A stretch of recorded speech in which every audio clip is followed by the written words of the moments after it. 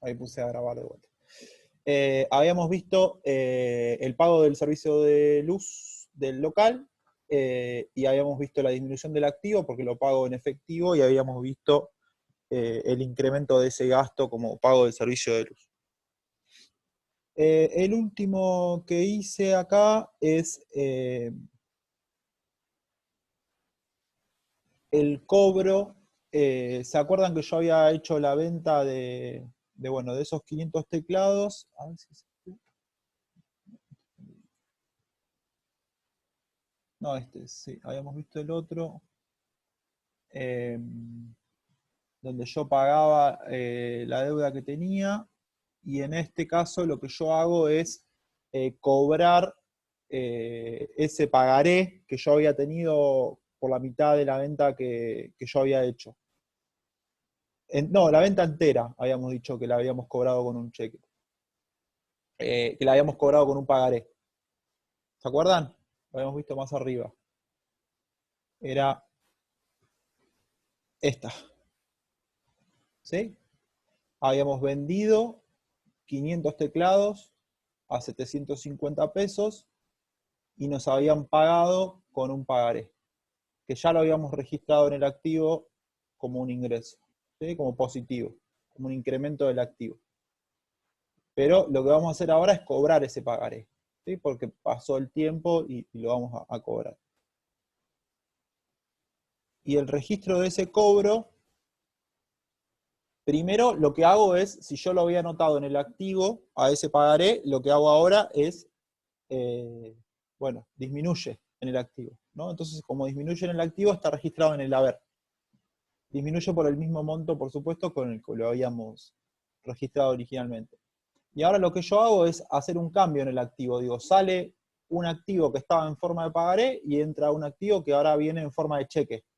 ¿Sí? Habíamos visto, cuando habíamos visto las cuentas del activo, habíamos visto que una cuenta era la que se llamaba valores a cobrar. ¿Se acuerdan? Que habíamos hablado de los cheques. Entonces ahora anoto en la cuenta valores a depositar el cheque que cobre. ¿Sí? Lo anoto por el mismo monto. ¿Sí? Es un movimiento sencillo. Lo que yo hago es cambiar un activo por otro. Lo que pasa es que, digo, ese cambio puede ser sustantivo, digo, porque lo que yo estoy haciendo es garantizándome un pago que estaba en un pagaré. Digo, yo Profe, ahora, siempre un cheque es ¿cómo? valor a depositar, siempre cheque es valor a depositar. Sí, lo vamos a llamar así. Vamos a llamar la cuenta de los cheques, lo vamos a vincular a valor a depositar. Bien, Después, a veces, digo, es de vuelta, se complejiza cuando ese cheque es a 30 días, por ejemplo. Digo, los cheques tienen la posibilidad de cobrarse diferido. A vos te dan un cheque, pero ese cheque no puedes ir a cobrarlo porque tiene fecha para dentro de 30 días. Algunos lo debe haber pasado. Y qué es lo que hacen a veces, se usan esos cheques, vos vas, lo vendés al cheque y te cobran, te dan el efectivo, pero te cobran un impuesto porque la persona que lo recibe lo va a poder ir a cobrar recién dentro de 30 días. Acá estamos suponiendo que es un cheque que yo voy y lo cobro en el momento. No estamos pensando en un cheque a 30 días. Bueno, ¿quieren que repasemos un poquito lo que vimos hasta recién?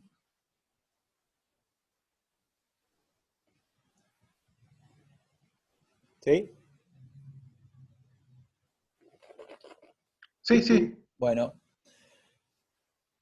vimos la primera operación que la habíamos planteado como la compra de mercadería a un determinado valor, y habíamos visto que esta compra de mercadería tenía dos tipos se realizaba mediante dos cuentas distintas. Una que era un compromiso de pago a 15 días y el otro era un pago en efectivo, nada más que el pago efectivo se hacía a través de la cuenta Banco Provincia, y acá habíamos identificado tres cuentas: cuenta mercaderías, cuenta proveedores y cuenta Banco Provincia.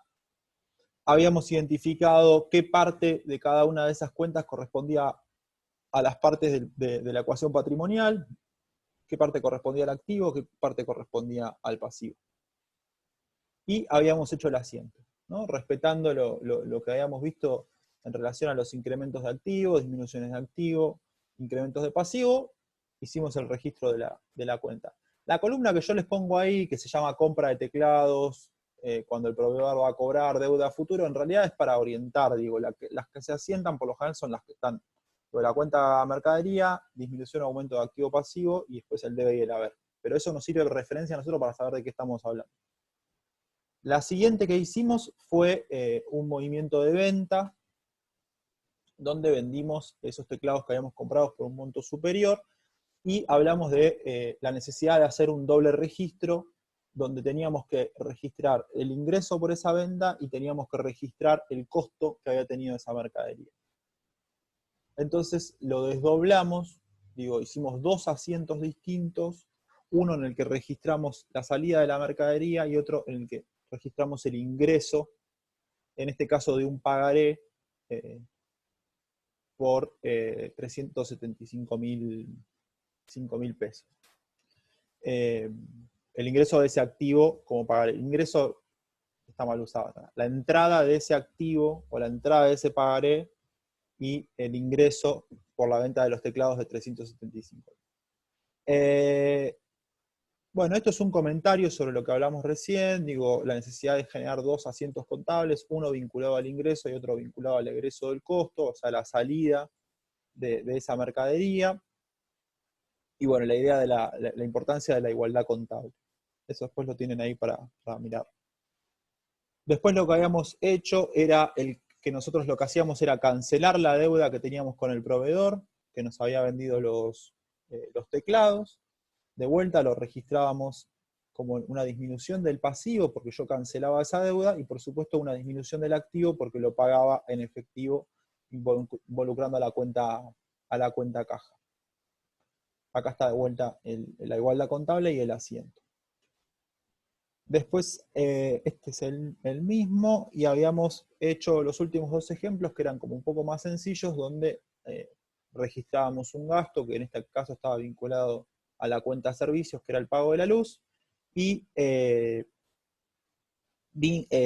registrábamos el cobro de ese pagaré por la venta de los teclados.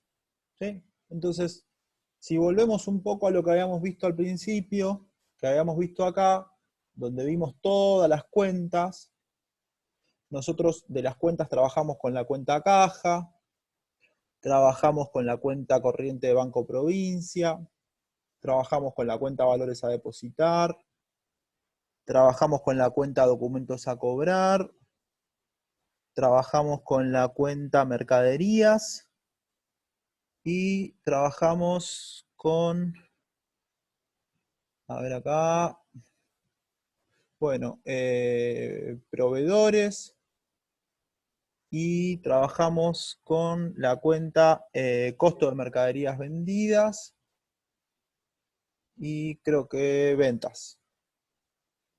¿Sí? Y acá, bueno, pero dentro de gastos estaría el pago de los servicios. ¿Sí? Entonces lo que hicimos fue ver un poco a nivel conceptual y después ir a ver cómo específicamente cada una de estas cuentas que están acá se van registrando en el libro diario. ¿Sí? ¿Estamos? Está perfecto, profe. Sí, está bien. Sí, profe. Bueno, gracias. Todo claro. Bueno, vamos a la última.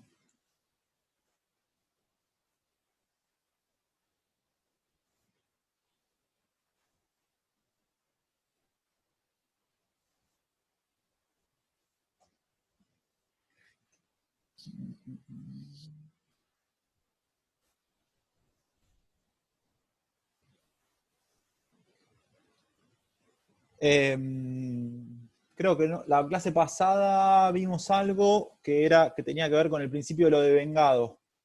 ¿Sí? Acá de vuelta, el concepto de lo devengado y el concepto de esto que estamos viendo, que es el debe y el haber, insisto con esta idea de que tiene que ver con el registro de operaciones complejas. Digo, de uno poder cada vez hacer un registro y un seguimiento de operaciones cada vez más complejas, que involucren mayor cantidad de movimientos, que involucren problemas temporales, deudas a determinada cantidad de días, intereses que se cobran mensualmente, compromisos. Digo, lo que estamos haciendo acá es tratar de hacernos de un andamiaje teórico para después poder pensar operaciones como muy complejas y que involucren muchos asientos. Entonces, el principio de lo devengado tiene que ver con eso. ¿Con qué tiene que ver? Con separar esto que decíamos nosotros antes de algo que nosotros tenemos como muy arraigado, que es la idea de que los ingresos vienen asociados a un movimiento de dinero inmediato, ¿no? O sea, esta idea de que un ingreso por una venta necesariamente implica como un movimiento de dinero tangible. Y lo que nosotros estamos viendo en estos ejercicios que hicimos recién es que no necesariamente eso sucede así, sino que hay algo que se puede llamar una deuda o un compromiso de pago que se registra en el tiempo. Entonces ahí les planteo tres puntos, ¿no? Digo, los ingresos y egresos se deben registrar con prescindencia, o sea, con independencia de si se cobran o si se pagan, ¿no? Entonces yo un egreso, capaz que no lo estoy pagando en efectivo en este momento, sino que lo voy a pagar más adelante, pero tengo que hacer el registro de ese egreso en este momento. Y el ingreso lo mismo, más allá de que yo lo esté cobrando o no en este momento, tengo que hacer el registro contable en este momento. El principio de lo devengado se contrapone al criterio de lo percibido. El criterio de lo percibido tiene que ver con esto, digo, con la inmediatez de uno de hacerse del dinero, de pagar. Y en el caso del criterio de lo percibido sí tiene que ver con los movimientos y el registro de caja. Y bueno, el tercer punto es esto de que existe un consenso en que la contabilidad debe regirse por el criterio de lo devengado y no por el criterio de lo percibido. Entonces todas estas operaciones que son que tienen cada vez un nivel de perfeccionamiento mayor y que son cada vez más complejas, tienen que ver con esto, con entender un principio de lo devengado donde yo separo ingresos de cobros y egresos de pagos. Los separo como cuestiones distintas. Acá en el caso del pagaré era el ejemplo, cuando yo hice la venta, yo generé el ingreso aun cuando no lo había cobrado, ¿no? ¿Se acuerdan? Yo vendí los 500 teclados, los anoté como un ingreso, sin embargo la plata yo no la vi. Lo que yo tengo es un documento que se llama pagaré, que sí lo registro en el activo, ¿sí? Entonces ese ejemplo que vimos recién es un ejemplo como bastante claro de que está separado temporalmente el registro del ingreso del cobro. ¿Estamos? ¿Estamos todos? ¿Sí? Sí, sí. ¿Sí? Sí, profe. O sea, le hago una preguntita, profe. Por Lo supuesto. de devengado sería lo que no se percibe todavía. Exactamente. Perfecto, gracias. Tiene que ver, de vuelta, con anotar las cosas. Sí, sí, hay que registrar, pero hasta que se perciba, digamos. Y cuando se percibe, lo registra de vuelta. Claro, se registra de vuelta, sí. Se registra de vuelta. Está bien.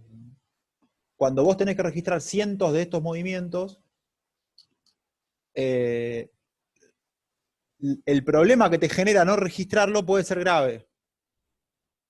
Es que no te da la cuenta, básicamente.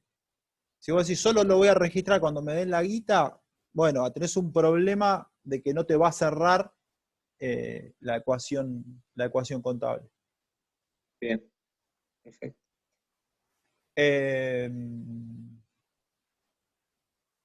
Y bueno, acá sigue un poco sobre lo mismo. En todo caso, en el momento del cobro, se dará de baja ese activo, que era la deuda que tenía ese cliente conmigo, y se registrará la incorporación del dinero en ese patrimonio. Tiene que ver con cómo se va perfeccionando, cómo se va haciendo el perfeccionamiento económico de las operaciones. Entonces, como habíamos visto anteriormente, yo acá hacía el registro de ese pagaré, pero después acá lo desarmo. ¿sí? Cancelo el pagaré y lo paso al haber. ¿Sí? Acá lo registré en el debe y acá lo pasé al haber. Porque ahí sí, termino, pasó el tiempo y eso que yo registré y devengué en su momento, lo vuelvo a registrar en este momento y ahora sí registro el ingreso asociado al cobro, porque ahí sí estoy cobrando el cheque. Bueno.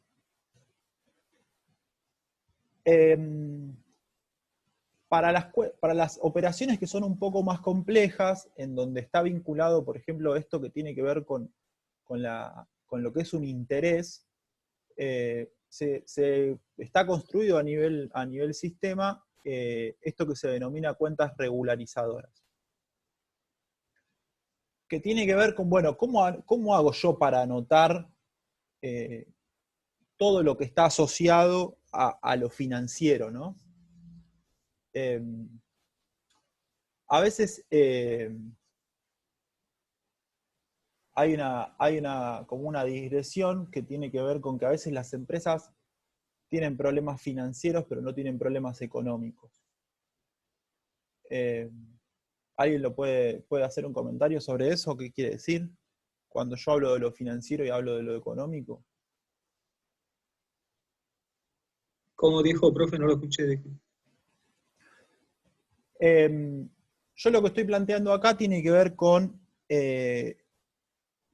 dijimos anteriormente, ¿no? No todas las operaciones de compra y de venta están asociadas a cobros y a pagos, ¿no? No necesariamente los movimientos están asociados a los movimientos de ingresos y egresos están asociados a los movimientos de efectivo, ¿no? Ahí habíamos separado lo devengado de lo percibido. Entonces eso se vuelve aún más complejo cuando vos tenés e incorporás problemas vinculados a lo financiero. Lo financiero, para hacerlo más concreto, está vinculado al financiamiento, a cuando me prestan o cuando yo presto. Cuando yo presto o me prestan, hay vinculado por lo general algo asociado que está separado de la operación, que es un interés. Entonces a veces las empresas hablan de que tienen problemas financieros y no problemas económicos. Y eso tiene que ver con que a veces las empresas tienen colocado parte de su capital y parte de su dinero en determinadas operaciones de bolsa o en determinadas inversiones. Entonces no es que la empresa en ese momento no tiene los fondos o los recursos para salir a cubrir, sino que puede ser que tenga problemas financieros en tanto no tiene el efectivo para salir a cubrirlo. Cancelar, digamos, A cancelar en ese momento. Eso es algo que es muy habitual y por eso es tan importante que uno tenga un registro claro de todos esos movimientos. E incluso, la respuesta más sencilla es, a la pregunta, ¿me podés pagar? Sí te puedo pagar, pero no te puedo pagar en este momento. Eso tiene que ver con que, por ejemplo, yo todavía no cobré una mercadería que vendí a 30 días, por ejemplo. O no cobré todavía ese cheque que tengo acá, arriba de mi escritorio, pero que lo voy a cobrar a 30 días. Entonces, todo este tema de la cuestión temporal, de lo percibido y lo devengado, tiene que ver con esto, con que uno a veces tiene cuestiones financieras que son distintas.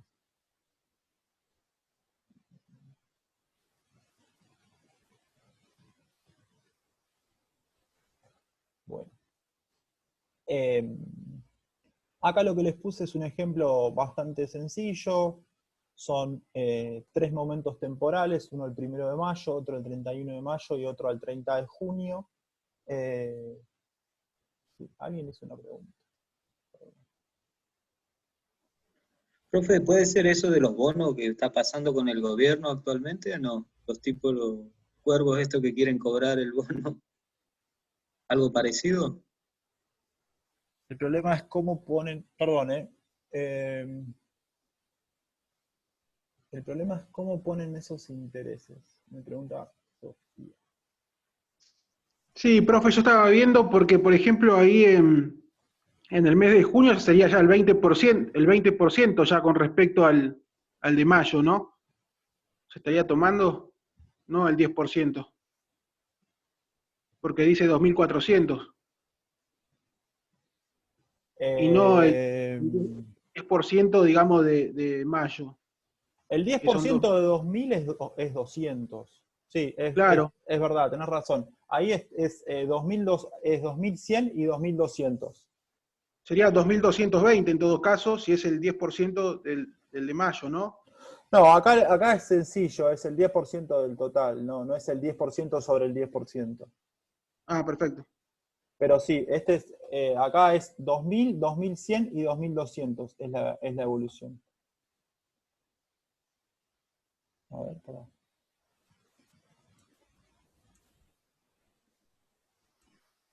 Yo lo hice como registro de... Acá.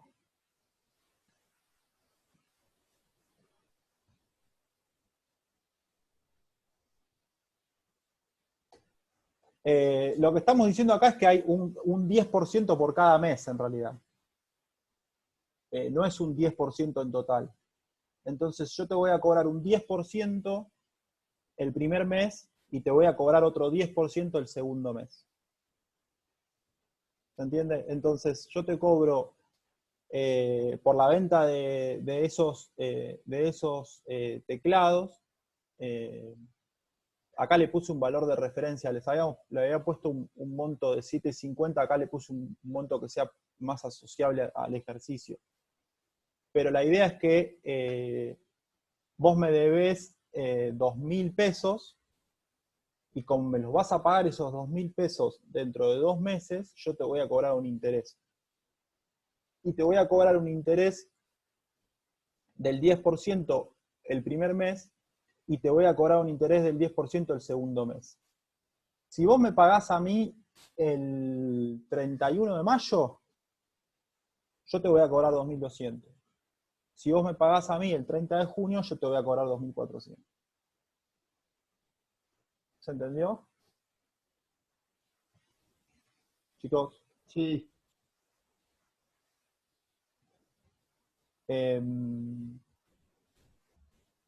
Vos tenés la posibilidad de cancelar esa deuda conmigo el 31 de mayo. No hay una cuestión donde yo te esté exigiendo a vos de que me pagues solamente el 30 de junio. Digo, por lo general, todo mecanismo de financiamiento tiene la posibilidad de que uno lo cancele antes.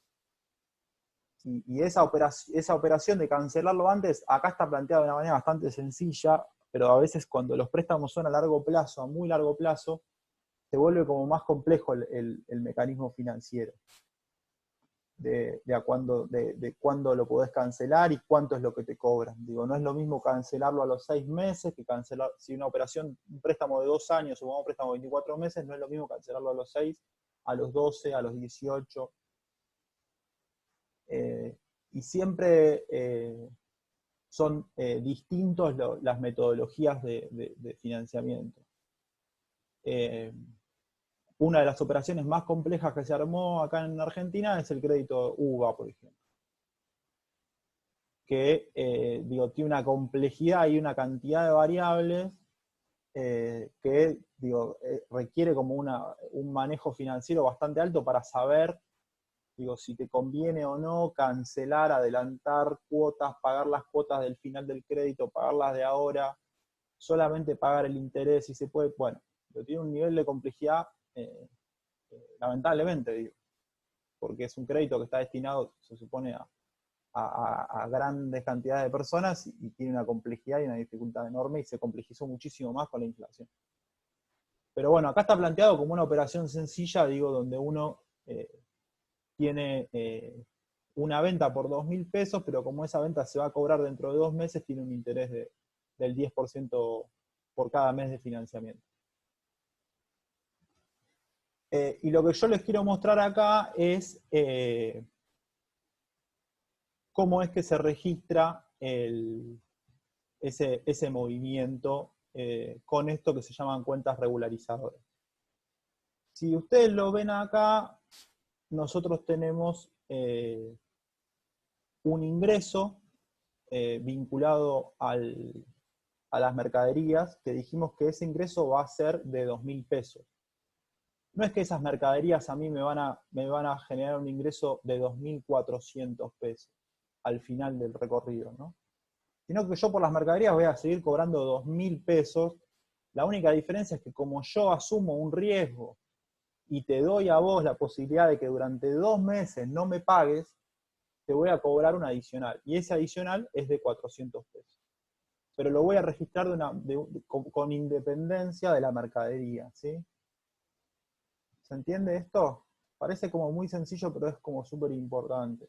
Cuando yo hago el registro, no registro el total del ingreso que me va a generar la venta de las mercaderías, sino que registro la venta de mercaderías por un lado, y por otro lado registro esto que se llama cuenta regularizadora, que son los intereses a devengar, que están registrados como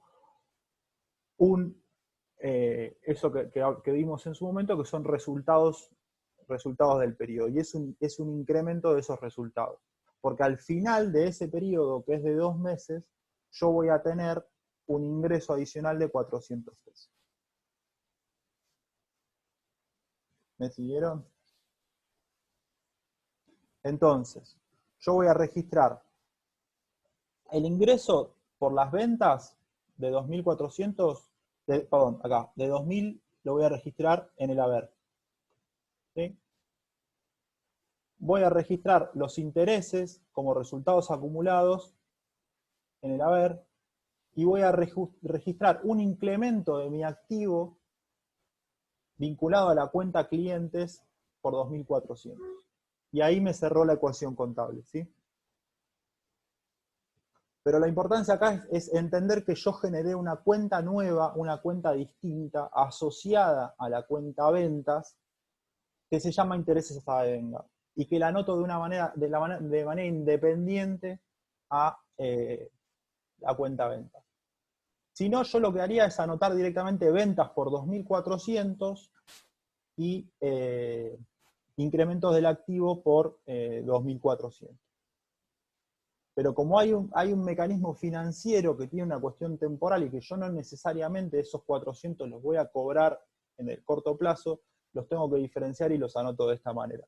Un mes después, yo lo que anoté, acá se me corrió el dibujito, lo que yo anoto un mes después es el cobro de esos 200 pesos de interés. ¿Cómo lo registro? Bueno, desarmo parte de esos resultados acumulados que yo había anotado en el haber. ¿Cómo los desarmo? Los registro en el debe como una disminución de los resultados acumulados por 200 pesos, y registro ahora sí el ingreso por 200 pesos de ese interés. ¿Sí? Y lo mismo hago el mes siguiente, el 30 de junio.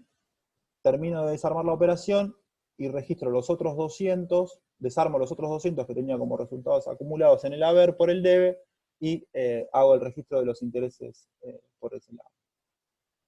Y el ingreso de las ventas por 2.000 ya me quedó anotado en el primer asiento. ¿Sí?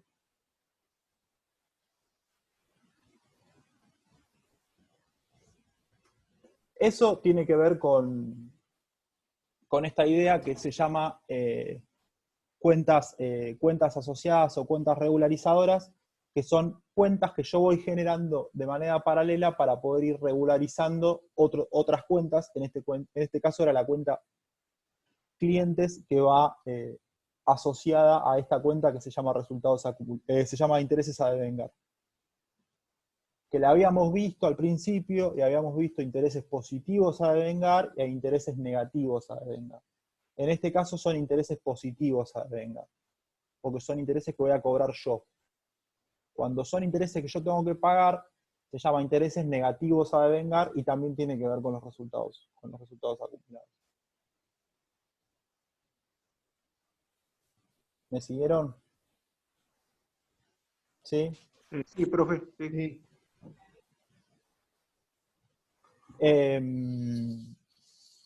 Ahí en los ejercicios que están en el Drive, tienen un montón de ejemplos, como 8 para poder ir practicando e ir haciendo las cuentas. Yo lo que les puse acá es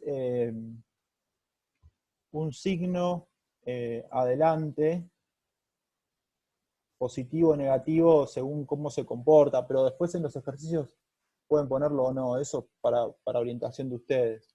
Cuando uno ya lo tiene más o menos asociado, sabe que se anota en un lado o en el otro. Acá yo se los puse como ejemplo para que les resulte más sencillo identificarlo en todos los ejercicios que fuimos viendo. En estos están anotados, en los resultados están anotados sin el signo, ¿no? Así que bueno. Nada, espero que lo hayan entendido. Lo vamos a repasar, pero bueno, más que nada la presentación de todo este tema fueron las últimas 2 clases. Digo, la clase pasada vimos un montón de ejercicios, esta vez también. La idea ahora es que ahora puedan avanzar ustedes en hacerlo para poder ir entendiendo cómo funciona. Es bastante intuitivo, pero después en la medida que aparecen cosas más complejas se vuelve un poco más difícil. Me va a cortar, Bueno, pero ahora genero otro para que hablemos del tema de la evaluación, ¿sí?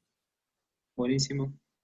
Capaz que tarde 15 o 20 minutos, así que genero otra reunión para dentro de un rato.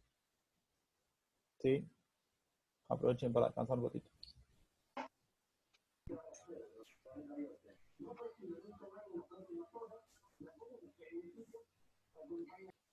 Listo.